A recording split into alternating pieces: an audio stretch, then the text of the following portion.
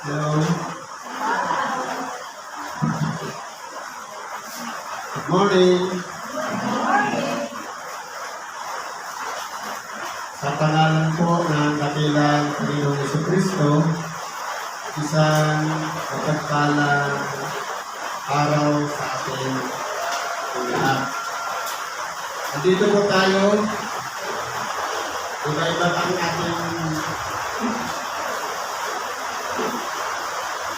Iba-iba ang ating mga layunin. Ang iba, dahil sa karamdaman, kapuntasan na dito para magpatulong at ganoon din para maibsan ng kanilang kabigatan ng kanilang karamdaman sa katawan. Pero bago po dapat maunalaan ng bawat isa sa atin, ang karamdaman po ay pamamaraan ng Diyos na kung saan kapag ang isang tao malakas ang katawan, minsan po nakakalimot sa Diyos. Hindi makapagsimba, hindi makapanalangin. Pero kapag meron na po karamdaman, kung para ito yung nagtutulad para araw-araw natin gawin ang manalangin at humiling sa Diyos na pagalingin tayo. Kung baga, nagiging pagkakataon siya, parang kalabibin natin ang Diyos sa pamamagitan ng panalangin. Alam po, kung titignan natin, ang karamdaman, nagiging paraan na kumbaga ang tao, tunay na marunong, mahina, madaling kapitan ng karamdaman. Ngayon po, aralin natin yung sitas ngayon. Ang bibigyan ko po ng buhay, yung una, ayon sa sulat ni Apostol Pablo sa mga taga-Galacia, sa Kapitulo 5, versikulo 1 hanggang 11. Ano po ang sabi dito? Sa kalayaan ay pinalaya tayo ni Kristo, magsibigay na kayo, at huwag na kayong masakot na muli sa pamatok ng pagkaalipin. Ito po, isinusulat ni Apostol Pablo na meron na po tayong kalayaan. Dahil po, kung itinan natin dati noon, mahigpit po yung ipinasusunod yung mga kautusan. Kumbaga, lahat ng paglabat may kahatulan. Pero ngayon po, nung dumating si Kristo, pinalaya po tayo. Kumbaga, hindi na masyadong mahigpit. Kundi, ang kinakailangan na lang natin, pagkakribayin natin yung ating sarili na dapat nakakapit ang ating pananalig kay Kristo, na ito po dapat, kumbaga, siya yung pinakabato. At tayo'y nasa ibabaw ng batong yun para hindi tayo mahina, hindi tayo mapahamak sapagkat kasama natin si Kristo. Yun ang pinakapundasyon ng ating pananampalataya para tayo magsitibay. Dahil po, sabi nga, kung hiwalay kayo sa akin, wala kayong magagawa. Ibig sabihin, kahit anong pagsisikap natin, ubusin na natin ang maghapon sa kakatrabaho. Kapag wala si Kristo, wala pong blessing, walang pagpapala. Napapagod lang na ating katawan, hiwalay kasi tayo kay Kristo, ang nangyayari po niyan. Dahil hindi tayo kanaugnay sa Kanya, ang ating mga ginagawa, pansarili lang na lakas ang ating inaasahan. Pero kung kasama si Kristo, alalahanin po natin ang pagpapala sa lahat ng ating mga ginagawa. Halimbawa, palagay natin, isutin natin isang lingkong trabaho. Kapag wala si Kristo, malapit naman tayo sa masamang mga espiritu na walang iba yung espiritu ng karamdaman. Ito, kumikita ng malaki, pero may katumbas na mga malaking gastos. Samantalang kung kasama si Kristo, iniingatan niya po tayo. Iniiwas niya tayo sa disgrasya, sa karamdama at sa kung ano kamang bagay dahil pinagpapala po yung bawat araw. Yung hindi na lang tayo mapahamak sa pagkakot, napapala na po doon. Pero hindi po yun natin binibilang. Iniiwan natin kaya minsan hindi tayo nakapagpapasalamat sa Diyos.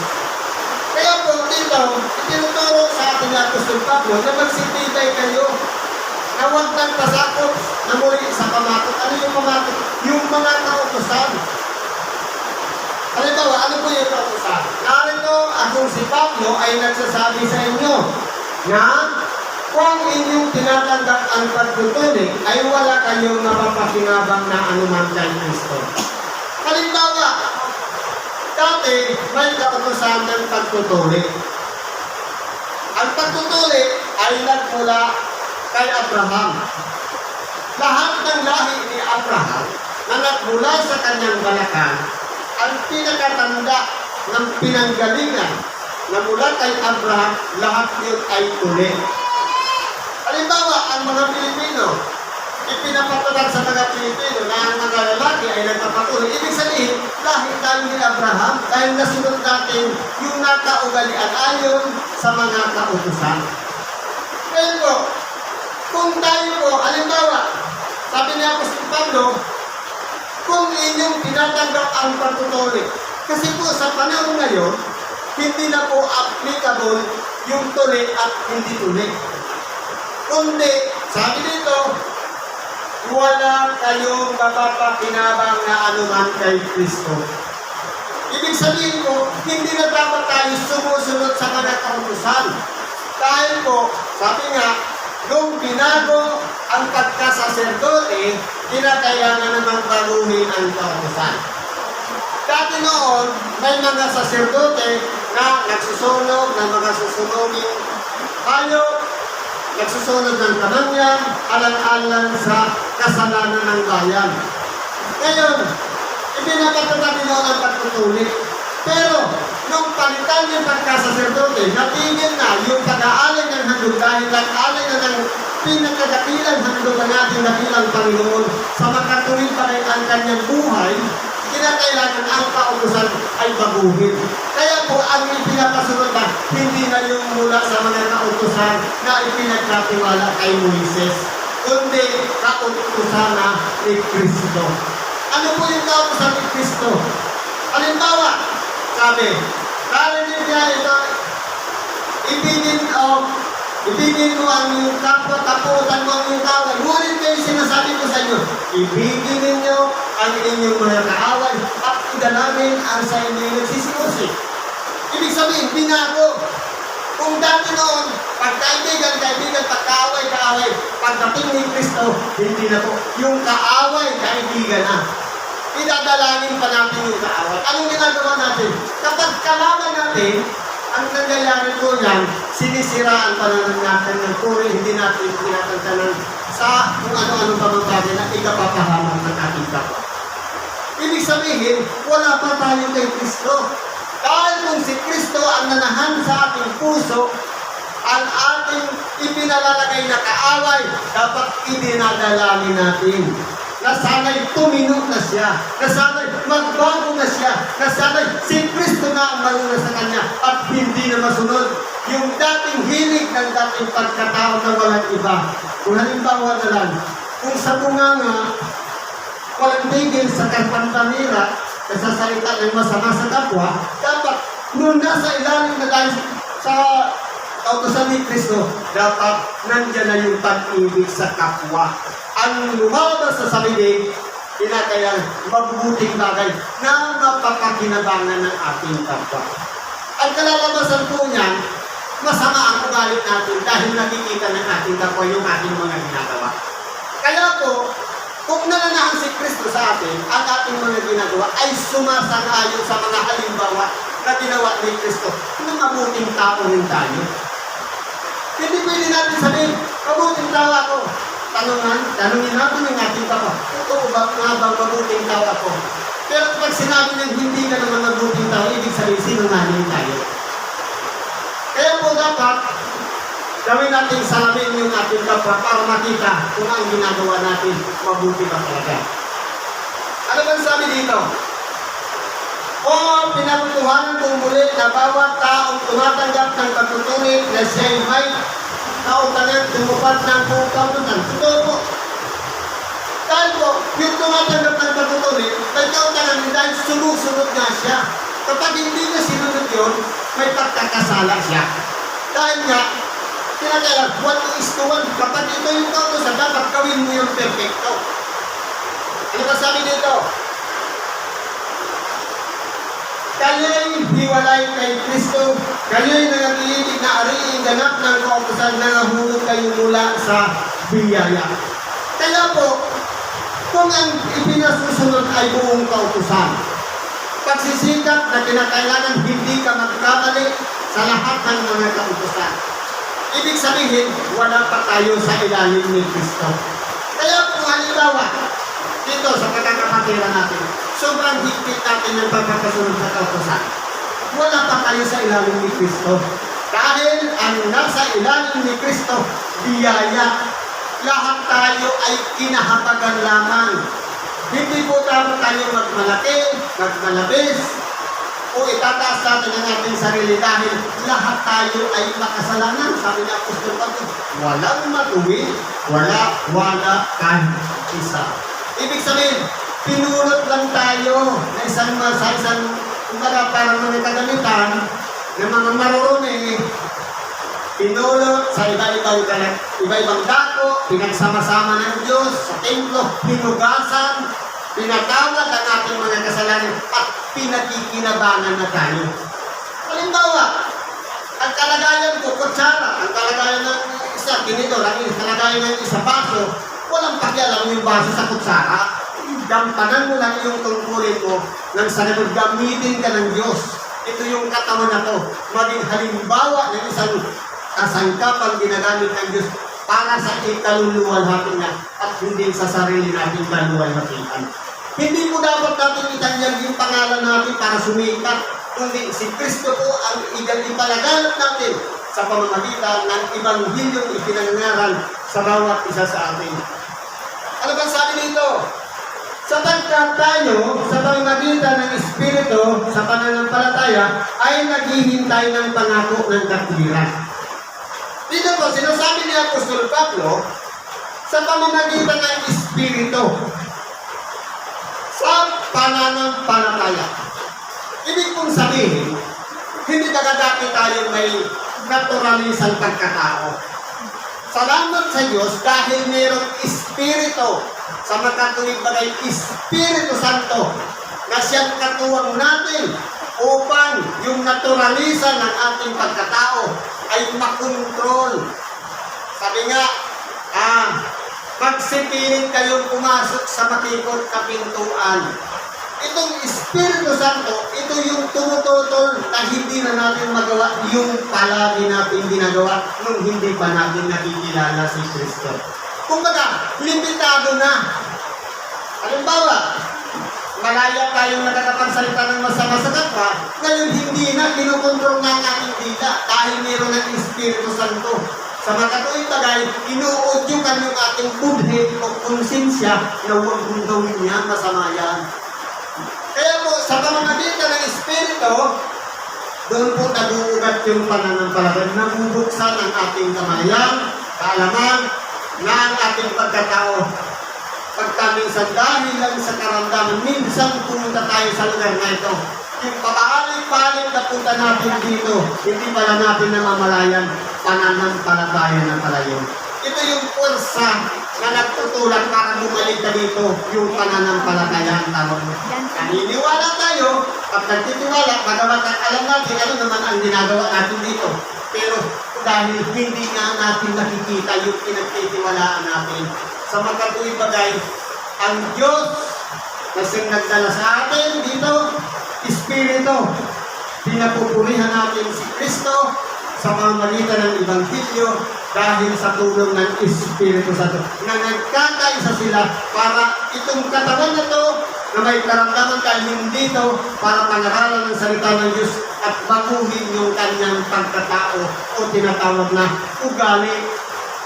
Dahil ayaw ng Diyos na lahat tayo mapahamak. Ipinanalangin nga niya kanina sa 1:17. Ayaw niya na ang isa ay mapahamak. Gusto niya magalang niya lahat doon sa buhay na walang hanggan. Kaya po ang tao may choice kung susunod ka kay Kristo o susunod tayo sa alitigtigin ng ating mga laman. Ibig sabihin, sabi ko, puro. Kapag kautusan ni Kristo, hindi magiging sagabal yung ulan. Kahit wala kang pamasahe, talaga dito?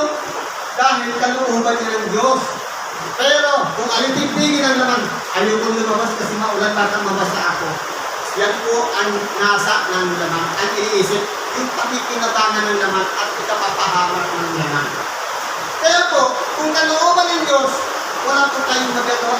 Sundin natin yung kalooban niya. Thy will be done. Ininadalangin natin yan sa Ama namin. Ama namin, nasa magalang sambahin ang pangalan mo, ginagawa natin. Gawin ang iyong kalooban. Ginagawa ba natin? Kung paano dito sa lupa, ganun din sa langit. Kung sa langit, walang masuwayin, kapag dito sa lupa, lahat tayo'y sumusunod sa Diyos. Sumusunod tayo sa mga aral na ipinapaliwanag ni Kristo. Ano ba sabi dito? Sapagkat kay Kristo Jesus, kahit ang pagtutuli ay walang kabulan. Kapag na kay Kristo na po tayo, i-disregard na po natin yung kautusan. Ibig sabihin, kapag na kay Kristo, ang tao, halimbawa sa lalaki, ang pagtutuli o natuli o hindi tuli, wala na pong halaga. Pantay na po ang paningin ng Diyos niyan. Ibig sabihin, hindi niya na inuuri na kapag ito lahi ni Abraham, ito hindi lahi ni Abraham. Sapagkat, kung titingnan po natin, ang tao lang naman ang nagkakaroon ng pagbabahabahagi. Dahil po sa maruming isipan. Pero, kung pinanlahanan tayo ng Diyos, wala po tayong kaaway. Wala tayong kalaban dahil ang Diyos pag-ibig. Pero kung meron tayong kaaway pa, at meron pa tayong kalaban pa, ibig sabihin wala ang Diyos sa atin. Ang naririyan puot sa makatuwid bagay, galing sa kalaban ng Diyos na yun ay nagtutulog dahil ayaw niya na lumapit tayo sa Diyos. Kung ang Diyos pag-ibig dapat po, lahat ng nakikita natin, kaaway man yan o kaibigan, dapat po yan ipapakita natin yung pag-ibig sa bawat isa. Kung nananahan ang Diyos sa atin. Pero makikita po yan ng ating kapwa. Kung ang ginagawa natin, ang kaaway-kaaway pa rin, ibig sabihin, wala si Kristo sa buhay natin. Sayang yung pagsamba nila. Sabi nga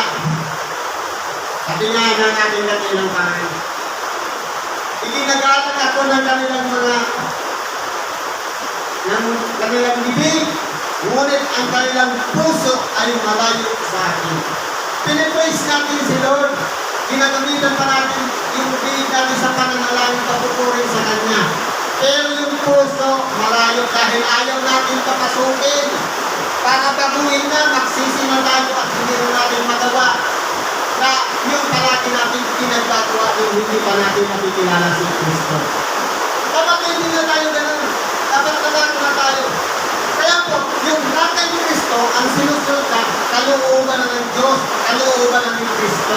Hindi na yung pagsunod pa sa mga batas o mga kautusan. Wala nang batas pagdating kay Kristo. Ang batas na kay Kristo, pag-ibig. Kaya yun yung tulad-pumulong yan. Yun ang pinagkatarget. Makumpisa yan sa pananampalataya. May mga propesya papunta sa pag-ibig. Pag meron na sa atin ang pag-ibig, ang tawag sa atin yan, isang taong ganap o isang taong sakdan. Ibig sabihin, hindi na napitinag. Kahit anong gawin natin, pag-tisod, nagpapatuloy pa rin sa pagsunod sa kalooban ng Diyos. Sabi nito,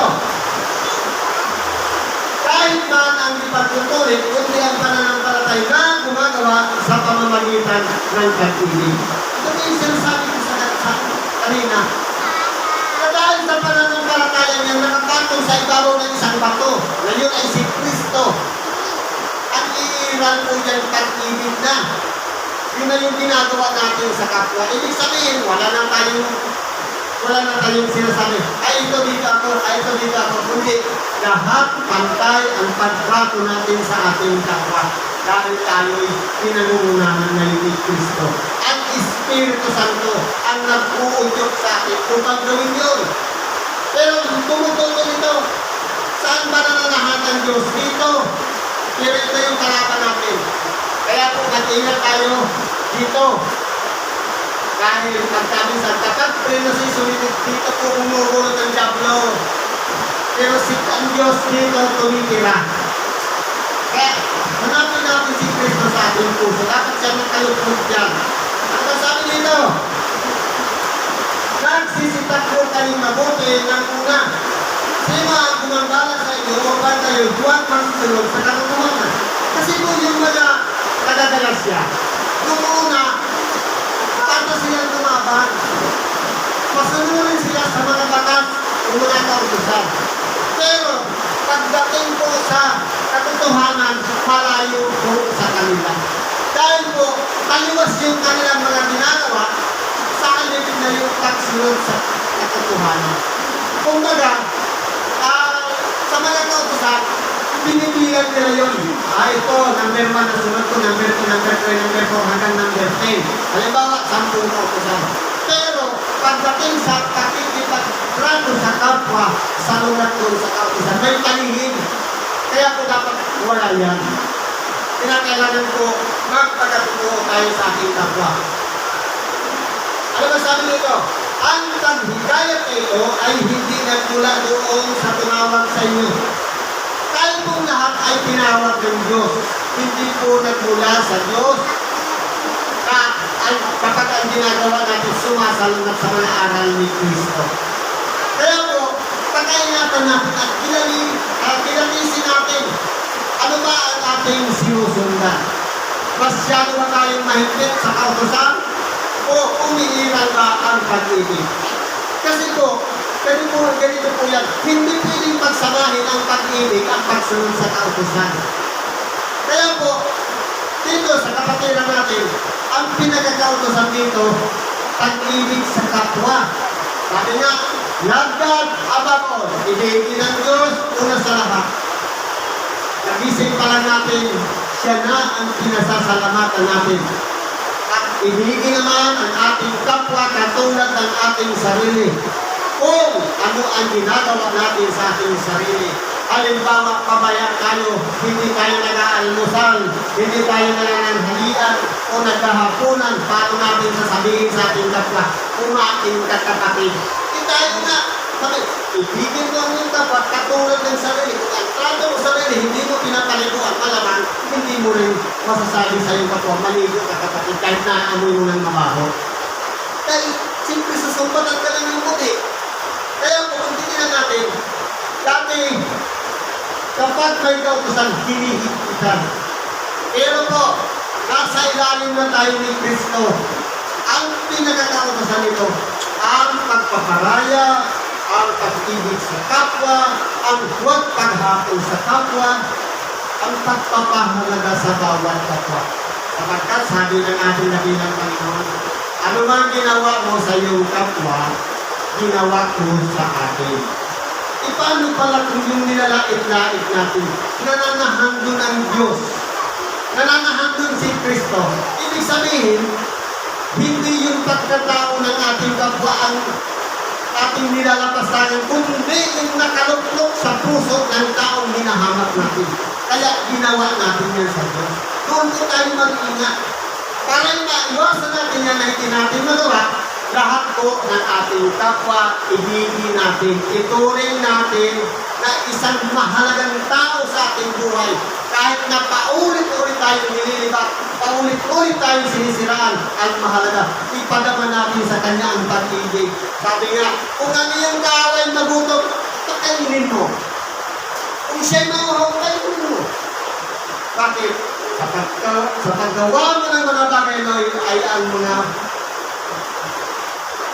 apoy ang ibinubulutan mo sa kanyang ulo. Hindi hahatol din mo sa ating kapwa. Kaya po dito sa aral na ito, matututo tayo, bakit sinusulatan ni Apostol Pablo ang mga taga-Galasya? Kasi po yung mga taga-Galasya, pinaratangan ng mangmang. Bakit po? Kasi yung mga taga-Galasya, masunurin sila sa pagsunod sa kalooban ng Diyos. Pero nagsisibalik sila sa dati nilang kalagayan. Nabago na sila sa pamagitan ng pananaral ni Pablo na sumunod ka sa kalooban ng Diyos, pero bumabalik sila. Tanungin po natin ang ating mga sarili.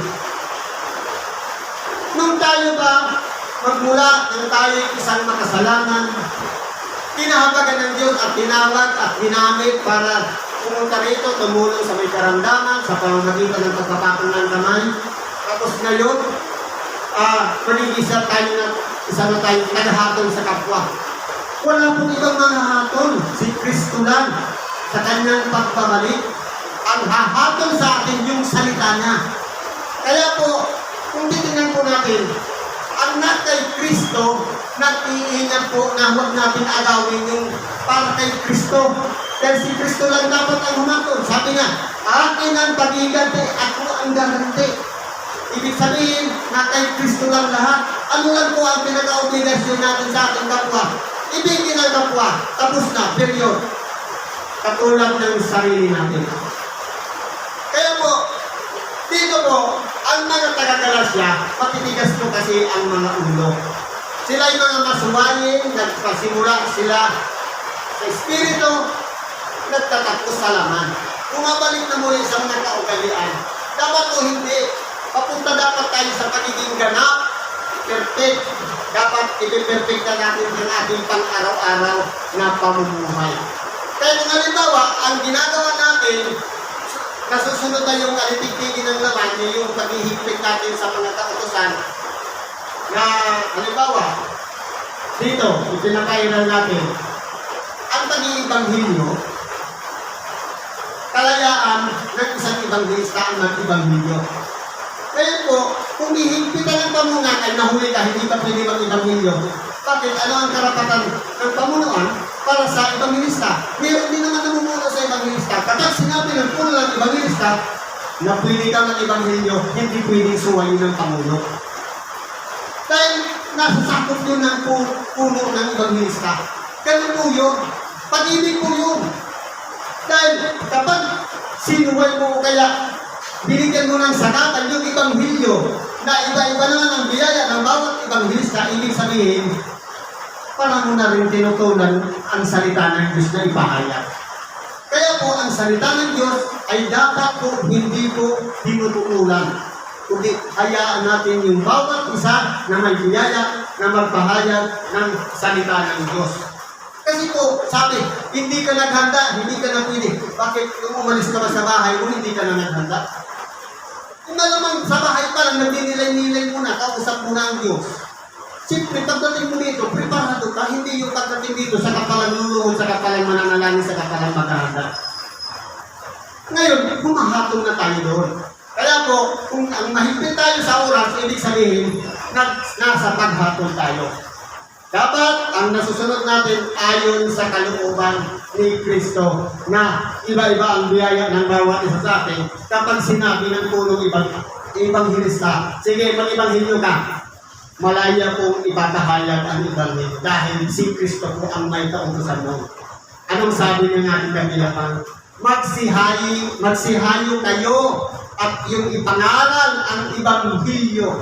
Kautusan niya ni Kristo. Ngayon kapag tinutulad mo yan, kalaban tayo ni Kristo. Kaya wala tayong karapatan na pigilan ng ibanghilyo para ipahayag sa bawat isa sa atin. Ano bang sabi dito? Ang pagkapagihayag na ito ay hindi nagmula doon sa tumawag sa inyo. Ang kaunting libadura ay nagpapakumbo ng buong limpak. Totoo po. Yung kaunting libadura, pwede po sa pamamagitan ng sinabi lamang ng isa, baka ipatupad na ng lahat. Nakakahawa po yun.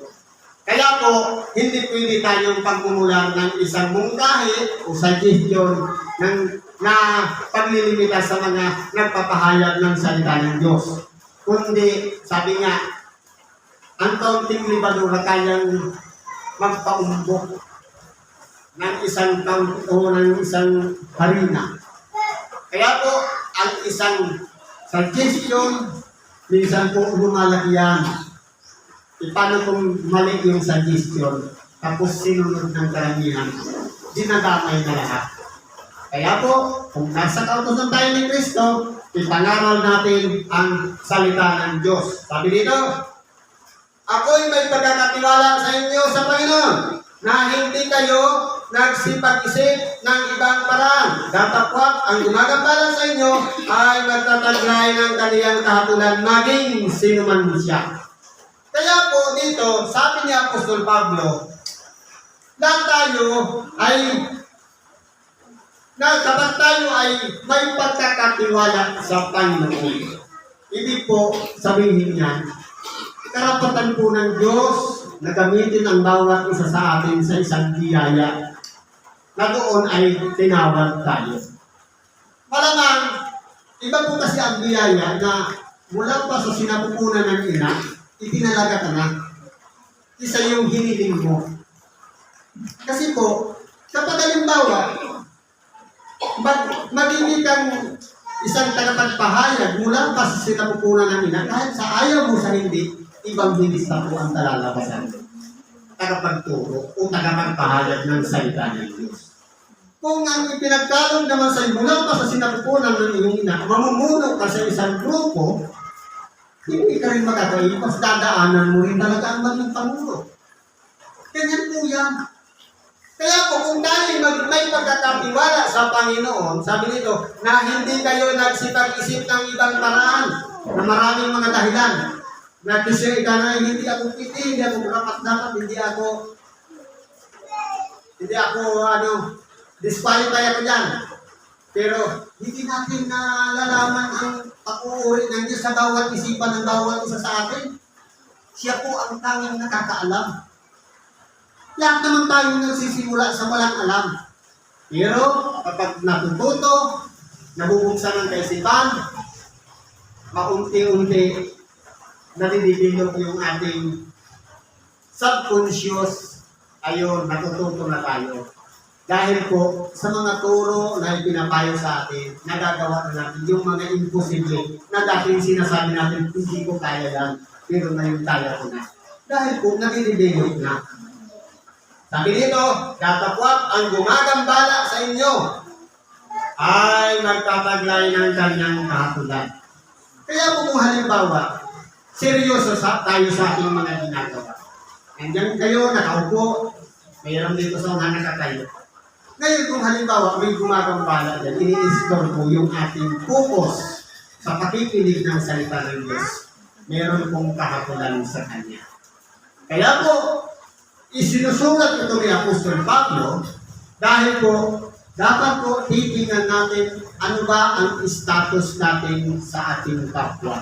Nakakagambala ba tayo sa ating kapwa? Nakakaperwisyo ba tayo sa kabutihan ng ating kapwa? Meron pong katumbas na kahatulan doon sa gumagawa noon. Kaya po, pagsikapan natin na hindi tayo pagkulang ng isang bagay na alam natin doon tayo hahatulan ng Diyos. Maging sino man siya, kahit iyan pa ay mataas na kalagayan, kahit tayo ay religyoso o palaging nagdadala ng banal na kasulatan, mag-ingat po tayo na pagmumulan ng isang bagay na ikapapahamak ng ating kapwa. Dahil po, mas iniibig ng Diyos yung nag-iisang nawawala, isa na doon sa siyam na matutuwid na. Mahalaga sa Diyos yung nagbabago pa lang, yung natu-convert pa lang, yung bago pa lang nagsisi. Yun ang pinaka-priority ng Diyos. Pero yung mga dating nagsisi na, dati nang matutuwid, iniiwan na yan ng Diyos. Kaya sabi nga, iniiwan niya na ang siyam na upang hanapin yung naligaw, hanapin yung nawala. Ibig sabihin, mahalaga sa Diyos. Ano pa ang trato ng Diyos sa mga naligaw? Halimbawa, minsan sa isang kapatiran, matagal na panahon hindi napunta dito. Pagkatapos, ano ang trato natin? Hindi pa kasi sinasabi, ba't ngayon ka lang, siguro may sakit ka. Hindi pa ka, itinisod natin sila. Pero sa harapan ni Kristo, mahalaga sila. Pero tayo, hinatulan natin sila.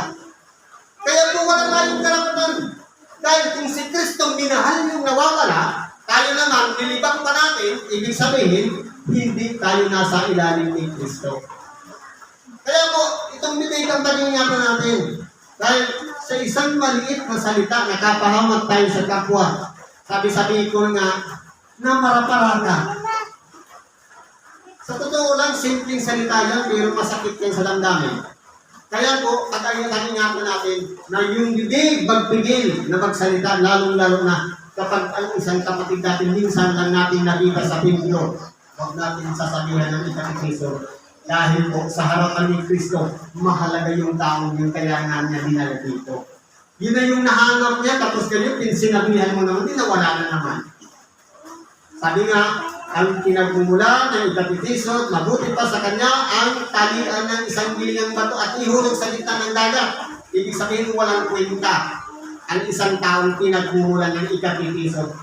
Halimbawa, minsan lang pumunta kasi hindi na bumalik, napisod natin, ang kalagayan natin, walang kwenta sa harapan ng Diyos. Ibig sabihin, wala na si Kristo sa ating buhay. Sabi ko dito, sa uli, ngunit ako mga kapatid, kung ipinangangaral ko pa ang pagtutuli, bakit ako'y pinag-uusip pa? Kung gayon, ay natapos na ang kapipisuran sa cross. Kaya po kung tayo ipinapangaral pa natin yung mga kautosan, bumabalik tayo sa mga dating kautosan, ibig sabihin, hindi pa natin nasusunod yung kalooban ni Kristo. Kaya, kung binago yung mga kautosan, una nang binago yung pagkasaserdote. Sabi, nung palitan yung pagkasaserdote, kinakailangan palitan ng mga kautosan. Kaya po, nasa ilalim na tayo ng pamatok ni Kristo. Mga kautosan ni Kristo, hindi siya mamimigan. I-apply lang natin sa ating kapwa. Halimbawa, gawain ng mga Pariseo, kapag nalimos, kinakailangan magpatuloy pa, ako nagbigay niyan. Pero pagdating kay Kristo, ang ginawa ng kanan, huwag nang malaman ng kaliwa. Kautosan ni Kristo, hindi mo pwedeng ipagkakalatay, may donated kayo ganito. Kundi, isikreto mo na lang. Nakikita ng lihim niya ng Diyos. Huwag na natin palaparin pa yung pangalan natin para ipagkakalat ng ating kapwa na nag-donate lang. Hindi po dapat gano'n. Ganun po yung mga halimbawa na kautosan ni Kristo. Napakarami pa niya, kulang ng oras para talakayin ang lahat niya. Siguro ba, hanggang dito na lang pakikibagin natin. Salamat po sa Diyos. At anuman ang ating mga kahilingan, idulog po natin lahat niya sa Diyos. Ipagkatiwala natin sa Kanya. Magsisi tayo ng ating mga kasalanan. Para nanguna siya sa atin at hanapin yung karamdaman na riyan sa ating kagalingin ni Kristo sa pamamagitan ng ating pananalig sa Diyos. Salamat sa Diyos at pagpalain tayo ng Diyos.